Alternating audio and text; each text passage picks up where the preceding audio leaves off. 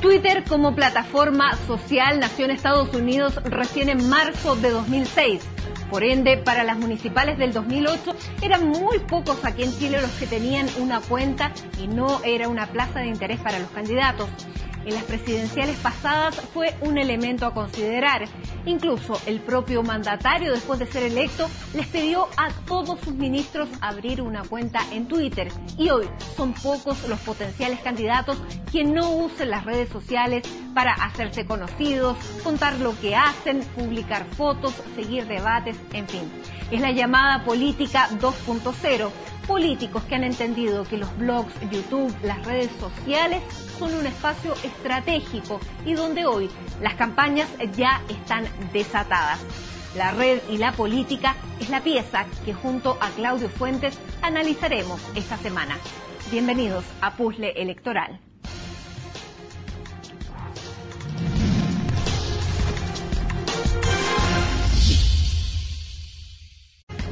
Hola Claudio, ¿cómo estás? Hola, muy bien, ¿y tú? Muy bien. Bueno, ¿tuiteaste ya lo que vamos a conversar esta noche? Así es, hoy día lo tuiteé y estamos listos para partir. Yo creo que el tema de política 2.0 es fundamental, primero porque parece ser en nuestro ambiente, y yo creo que los telespectadores que están viendo, la mayoría de tener Twitter, la mayoría debe haber visto algún YouTube, algún video, entra a internet a informarse, y eso es lo que está pasando hoy día, particularmente con el estrato socioeconómico medio y medio alto en Chile, y por lo tanto parece ser que va a ser muy relevante para esta campaña. Y es una pieza que no existía en absoluto en las campañas anteriores. Lo vamos a probar esta vez cómo funciona. Le funcionó súper bien a Obama, lo vimos, ya vamos a hablar de eso. Y acá muchos candidatos, casi todos, que pretenden emularlo. No hay político que se precie hoy día que no tenga su cuenta de Twitter, su... Ahora, el otro elemento que yo creo que es fundamental es lo que hemos venido hablando en todos los programas, son los jóvenes, es decir, acá va a haber un nuevo grupo objetivo para los políticos, que son los jóvenes entre 18 y 29 años, hasta qué punto ellos se informan y cómo se informan, y eso yo creo que es muy relevante. Y eso es una encuesta que tiene la Universidad Diego Portales, que acaba de sacar. Una encuesta este es del año 2010, en donde lo que analizamos, una encuesta nacional, cuál es la frecuencia de uso de distintos medios. Y esto es más de 3 veces a la semana. Y acá, ¿qué es lo que vemos? La mayoría de la gente, en general, se informa por TV abierta, radio y TV cable, ¿ya? Ahora, en amarillo aparecen los jóvenes entre 18 y 29 años. Y cuando tú bajas, ves que Internet, Facebook y Twitter aparecen entre la forma de informarse más de 3 veces a la semana, mayoritaria, abrumadoramente mayoritaria. Vemos acá el Twitter, que para los jóvenes. Entre 18 y 29 años, 11,5. El 11,5. El total ni se... no, un 5% aproximadamente. Ahora, lo otro interesante es que, primero, Internet, o sea, entrar a una página web a informarse, para la mayoría de la gente es importante, es mucho más importante. Pero para los jóvenes es el 66%. Mientras que para el total debe ser menos del 40 o 50%. Facebook, 60%, es decir, los jóvenes entre 18 y 29 se están informando por Facebook, y Twitter todavía es de una elite, todavía es aquí en esta encuesta, el 2010 era un 11, hay encuestas que están cifrándolo en un 20% aproximadamente de uso, más de 3 veces a la semana, por lo tanto todavía es bajo Twitter, pero es muy influyente y genera repercusiones muy importantes en los medios, etcétera, etcétera. Acá tenemos... Y ahora hay una cosa bastante, digamos, que no ha entrado en la ley.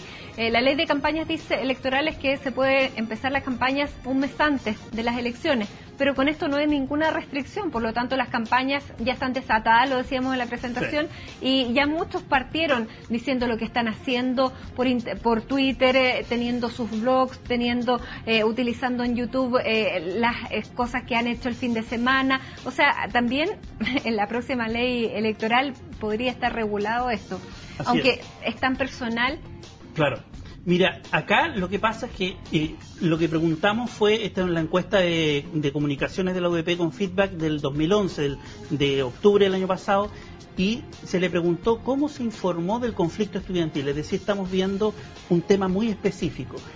De nuevo, la mayoría se informa por la televisión, es todavía muy importante espacio de información, y en segundo lugar por la radio, pero los sitios internet y las redes sociales, Facebook y Twitter, en los jóvenes, de nuevo con amarillo, entre 18 y 29, casi el 70% se está informando por las redes sociales de ese tipo de conflictos. Además, no solamente se informan, sino que también participan, se pasan datos, se generan los mecanismos de divulgación de dónde van a estar en los movimientos, exacto, en las marchas, en lo que sea, a través de Twitter y Facebook. Exacto. Fue lo que pasó el año pasado en Londres, ¿te acuerdas? En las manifestaciones, en los riots de agosto, que todas las campañas, claro, y todas las manifestaciones se iban pasando, y sobre todo por mensajes de BlackBerry, que claro, eran los que no se pueden codificar. Entonces, como estrategia de campaña, si tú tienes un candidato que quiere llegar al segmento 18-29 años, claramente ve esta encuesta y tiene que tener un blog, tiene que hacer que su campaña digital esté acompañando su campaña global, su terreno, etcétera, porque los jóvenes van a mirarlos ahí. Pero un segmento de los jóvenes. Exacto. Recordemos, o sea, también. De nuevo, particularmente Twitter es todavía muy minoritario, pero Facebook ya, yo creo que a sectores medios bajos ya están accediendo a Facebook en forma relativamente importante. Veamos Facebook. Esta es interesante. Y esto sí es del 2011. Es del 2011, hace unos pocos meses atrás, de nuevo comunicaciones del OVP con feedback. Acá lo que es interesante es ver cuál es el tipo de uso que se da a las distintas herramientas. Y acá tenemos dos, Facebook y Twitter. En el caso de Facebook, encuestados entre 18 y 29 años, ¿para qué se usa Facebook? Y acá lo principal que se usa, Facebook es una herramienta mucho más personal, más de amigos. De los amigos del colegio, que se reconectan, seguramente tú lo has vivido, no sé si tienes Facebook o no. Ya me suicidé del Facebook, no ya. Tengo más no, cuenta. Ya no tienes cuenta. No, tuve, pero no. Bueno, casi el 90% lo usa para chatear, para subir fotos, para contactar amigos. El tema de compartir, opinar sobre temas políticos públicos aparece más bajo, con un 60%, unirse a grupos, estas campañas, grupos de páginas, etcétera, 57%, y crear y convocar eventos, 34%. Es decir, es una herramienta de información todavía, linkear noticias, etcétera, pero principalmente Facebook es para el círculo por lo menos más íntimo, más de amigos. Pero aquí ya hay campañas políticas que te llegan a través del Facebook, por lo que me han contado, porque ya no tengo Facebook, pero puede ser un poco invasivo. Bueno, esa es una pregunta que seguramente vamos a hablar después con José Ignacio Stark, que viene a esto, bloque. Hasta qué punto invasivo. A mi juicio personal, que me linkeen, por ejemplo, mi nombre a una foto de algún candidato, me incomodaría, me invade mi privacidad. Y Facebook, yo siempre, yo tengo hijo, hija, entonces yo lo uso como para contactarme con mi familia.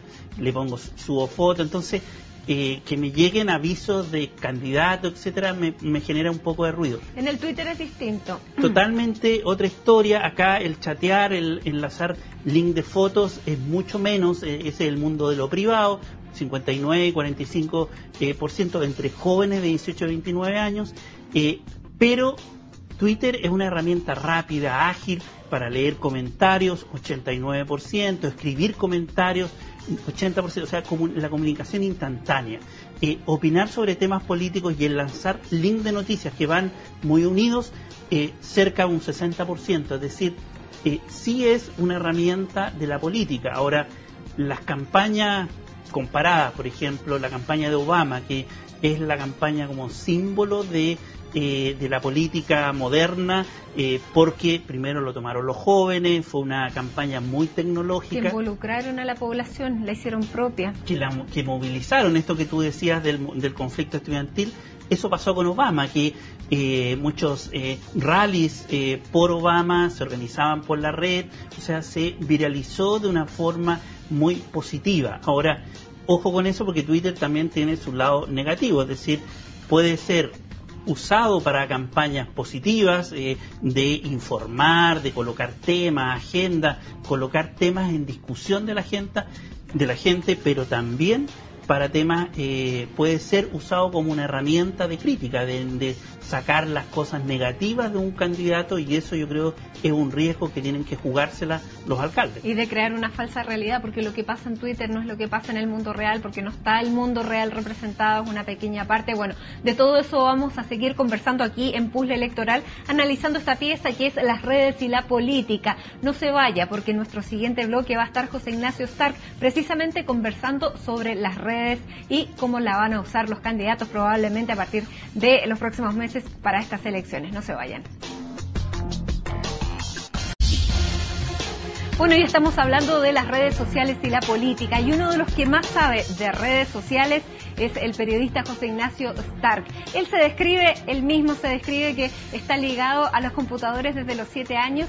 Y bueno, y se nota, es uno de los que más sabe del comportamiento. No sé si eso es bueno o es malo, Matilde. Buenas noches. ¿Cómo estás, Claudio? ¿Cómo estás? Oye, una pregunta. ¿Debería hoy día un candidato o candidata a alcalde hacer una campaña digital o no?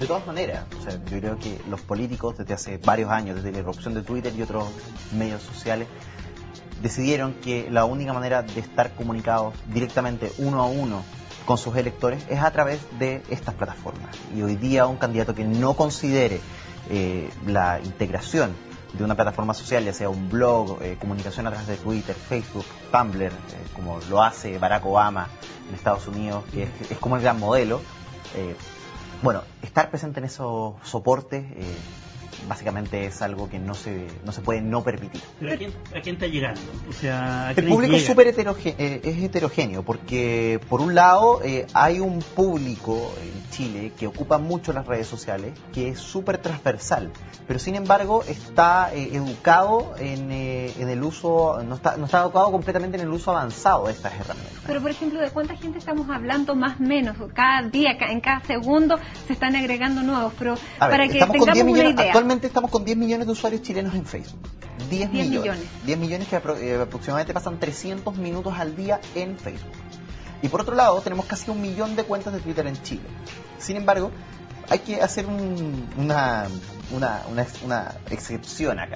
El millón de usuarios que ocupa cuentas en Twitter de Chile es transversal, cruza todos los estratos sociales, ¿sí? ¿No? Pero es una élite, porque es una élite que está mucho más informada, sabe ocupar bien las herramientas digitales, sabe cómo poder amplificar su mensaje a ciertos personajes que concentran círculos virales que finalmente distribuyen la información y generan opinión dentro de esta misma red. Pero podemos decir que es un público mayoritariamente joven, que es de clase media alta. No, hay de todo. Yo creo que no hay que tener 15, 17, 20 años para poder aprovechar bien las redes sociales. O sea, es gente de 40, 50 años que es súper activa y que utiliza mayoritariamente sus smartphones, son inteligentes, para poder opinar y tener voz dentro de todo este mundo y poder interpelar directamente a las personas que ellos consideran obviamente importante. ¿Y cuál sería la estrategia que o sea, si tú eres, por ejemplo, asesor de un candidato a alcalde, le diría, oye, ya, ¿cuál tiene que ser tu estrategia para meterse en las redes sociales? Claudio, lo primero yo creo que la estrategia debió haber partido de antes, de todas maneras. Ya. O sea, si hay un candidato que va a la reelección, yo creo que no incorporar los soportes sociales, medios sociales, en la comunicación de la alcaldía es un tema. Sobre todo los concejales, que tienen menos visibilidad que el alcalde, y que son finalmente los que están en contacto día a día con los vecinos. Unos están atrasados ya. Algunos sí, yo creo que están súper atrasados. Y por otro lado, hay que entender que tener un blog, o tener una cuenta de Twitter, o tener una página en Facebook, o un perfil, no es garantía de una comunicación efectiva. Yo estaba viendo acá los resultados de la encuesta de UDP y Feedback, y lo que estamos viendo acá es que la gran mayoría de la gente como que comparte enlaces y opina de temas políticos y públicos como en un porcentaje muy similar. Muchas veces el 10 tema millones, ojo. Entre 10 millones, ¿no? Muchas veces la gente que comparte enlaces lo hace con una intencionalidad política, en mi opinión. Siempre el compartir enlaces es como, mira lo que está pasando, me indigna esto, no puedo creer que esté pasando esto, una vez más en Chile está pasando esta situación, y va el enlace al medio. Videos, sí. Sobre todo video. ¿Y qué es lo que pasa?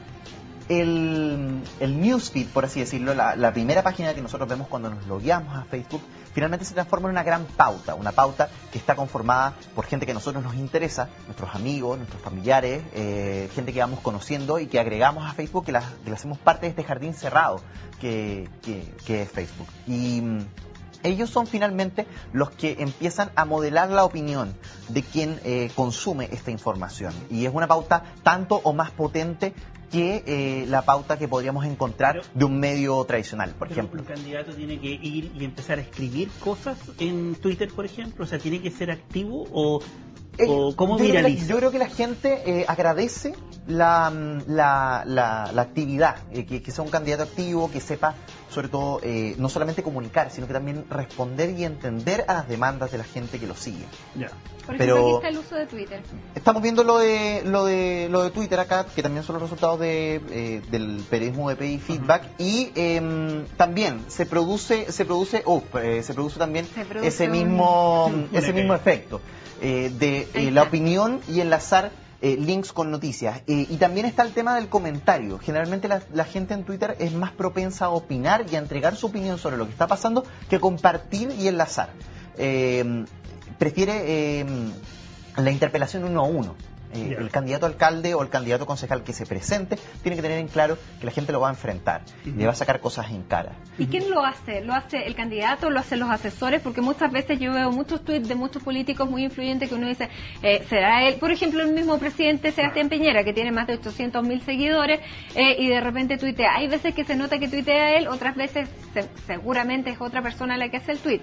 Eso la gente lo percibe, lo agradece, lo castiga. Afortunadamente el trabajo de La Moneda con respecto a la cuenta del presidente ha sido bastante prolijo. De todas maneras, hay algunas situaciones en las que el presidente se ha salido de madre derechamente y los dedos rápidos les juegan una mala pasada, lo que todos conocemos con las piñas y cosas. Pero en general la comunicación digital del gobierno ha estado bastante bien manejada. Creo que hay un equipo bastante grande de gente muy experimentada a cargo de lo que el presidente dice y no dice a través no solamente de la cuenta personal, sino que de la cuenta del gobierno. Yo creo que los futuros candidatos... ¿El presidente no habla en ese caso? El presidente habla, pero hay alguien que atrás está con un sonoprompter, por así decirlo, digital, velando que lo que diga tenga una cierta coherencia y sea un mensaje consistente. Pero sin embargo, yo creo que los candidatos deberían asesorarse por empresas o por individuos que les pudieran prestar una suerte de orientación para no cometer errores, que finalmente es lo que queda de la campaña electoral. La última campaña parlamentaria, lo que queda en internet son las franjas políticas y lo gracioso que podían ser algunos avisos de algunos candidatos independientes. Por eso, o promesas no cumplidas que quedan grabadas en videos de YouTube, por ejemplo, y que en los comentarios la gente misma dice, bueno, este tipo prometió esto y bueno, aquí estamos, ¿no? Y por otro lado también lo que deberían cuidar los candidatos que vienen ahora es obviamente no meterse en peleas, no caer por el manto del troleo, por así decirlo. Ser bien cuidadosos con lo que van a decir, con la comunicación que van a tener, los soportes donde están, para asegurarse que van a llegar al público correcto. ¿Hacemos una pausa, Claudio? Hacemos una pausa aquí en Puzzle Electoral y vamos a seguir conversando en el siguiente bloque también con José Ignacio Stark de campañas, de Twitter y todo lo que viene para las próximas elecciones municipales. No se vayan. Seguimos aquí en Puzzle Electoral junto a Claudio Fuentes conversando con José Ignacio Stark sobre esta pieza del puzzle electoral que son las redes sociales y la política. José Ignacio, en el marketing se usa mucho la viralización. Esto es, y si quieres nos explica un poco. Poner en las bocas precisas, que tienen obviamente un gran poder de amplificación en seguidores, un mensaje para que sea distribuido. O sea, pagarle a alguien para que hable. Muchas veces, o sea, estamos hablando de los clásicos embajadores o tuiteros pagados, tuiteros influyentes. A mí me gusta hablar de gente viral, por así decirlo, gente que tiene un gran poder de viralización de contenido. ¿Y eso los políticos lo pueden usar en sus campañas? Yo creo que no, yo creo que es definitivamente poco ético. Yo creo que si alguien decide hacer campaña o comunicar una campaña electoral, tiene mucho que ver con los ideales, con la adhesión a las ideas de ese personaje, y no puede ser pagado. O sea, uno no puede pasar a ser una paloma colocada en la calle para que todo el mundo la vea. Ya, pero tú, por ejemplo, tú tienes 45.000 seguidores más o menos. Sí. ¿Tú te la jugarías por un candidato o no? ¿O tú prefieres ya que eres influyente o tienes muchos seguidores, abstenerte. Es algo totalmente personal y yo creo que para mucha gente también lo es. Si a mí me gusta un candidato, me gustan sus ideas, me gusta su campaña, me parece interesante algo lo que está haciendo, lo voy a decir. Y si pasa caso contrario, también lo voy a hacer. Pero en ninguno de los dos casos representa una afiliación, obviamente, a la campaña política de alguien. La última vez que yo me involucré en una campaña política fue el año 2005, con la presidenta Bachelet. Entonces, en realidad, ahí sí, abiertamente, por donde yo podía hacerlo, declaré obviamente mi intención electoral. Pero en este caso, yo jamás aceptaría dinero o que me pagaran directamente por viralizar. ¿Y qué pasa con las anticampañas? La anticampaña fue algo que apareció durante la elección presidencial pasada, entre la pelea muy fuerte entre Eduardo Frei y Sebastián Piñera. Y más que nada se basa en atacar los puntos débiles de cada candidato a través de... Estamos viendo una gran campaña, o sea, sí. El ícono de las campañas en Twitter fue Obama. Yo creo que lo que quedó de la campaña pasada, de la anticampaña, fueron las piñericosas, que todos nos dan mucha risa, que son obviamente los faux pas del presidente Sebastián Piñera, y que hoy día no solamente están en un artículo de Wikipedia que las lista todas, ¿no? Sino que también en un libro que está a la venta en librería, y también en cientos y miles de memes, esta tradición, memes, que son esta tradición oral de internet basada en imágenes. Por ejemplo, hay uno muy conocido que es el Action Piñi, que es Sebastián Piñera, el recorte de una foto que él salía saltando una sequía en un día de lluvia, y obviamente se le coloca a él en distintos escenarios con distintos mensajes. Eso es un tipo de campaña sucia, pero más que nada es un llamado de atención a las campañas digitales, porque finalmente en Chile, sobre todo, queda más lo negativo que lo positivo de cualquier campaña que se ¿Hay realice. en Chile hoy día asesoría profesional a candidatos? ¿Tú sabes de eso? Así es, sí. Sé que Pablo Matamoros, el asesor web de la presidencia, que trabajó con Sebastián Piñera en su campaña y que estuvo trabajando en La Moneda hasta hace muy poco tiempo, dejó su cargo para dedicarse obviamente a asesorar a Renovación Nacional en su campaña electoral que viene ahora en octubre. Él diseñó junto a una agencia de su propiedad una campaña que está basada en el me gusta de Facebook, pero yo siento que igual es un arma de doble filo. El me gusta de Facebook hoy día es mecánico y no representa realmente el interés de una persona por una marca, producto o servicio. Y hoy día decirle me gusta a un político en un sistema que está totalmente desvirtuado, deslegitimado, no solamente digitalmente, sino que también en las encuestas de los ciudadanos de a pie, que no tienen acceso a conectividad ni a redes sociales, es un riesgo muy alto. Bueno, y en la concertación también habrán estudios y estarán diseñando campañas también en Twitter. De todas maneras. Sí, no, y lo han hecho, la campaña de Eduardo Frei, Andrés Velasco también, con estos puntos néctar que uno tiene que tener para poder conocer al candidato e interactuar a través de su sitio web. ¿Qué te parece esa idea de darle puntos Velasco para...? No sé, tampoco me parece que es la dirección correcta. La participación de una persona es premiable, pero no quizá asimilándola a la recolección de puntos de un supermercado. Muy bien. Ya. Bueno, nos quedan muchas interrogantes porque es un tema demasiado entretenido. Podríamos seguir conversando. Exactamente, y eso que muchas campañas todavía ni siquiera han empezado formalmente. Hay otros que ya las están camuflando y que están desatados por el Twitter y las redes sociales. Muchas gracias, José Ignacio. Fue súper entretenido tenerte acá. Nosotros nos encontramos aquí la próxima semana. Muchas gracias por acompañarnos. Acuérdense que si tienen dudas pueden mandarlas a municipales@cnn.com. Muchas gracias.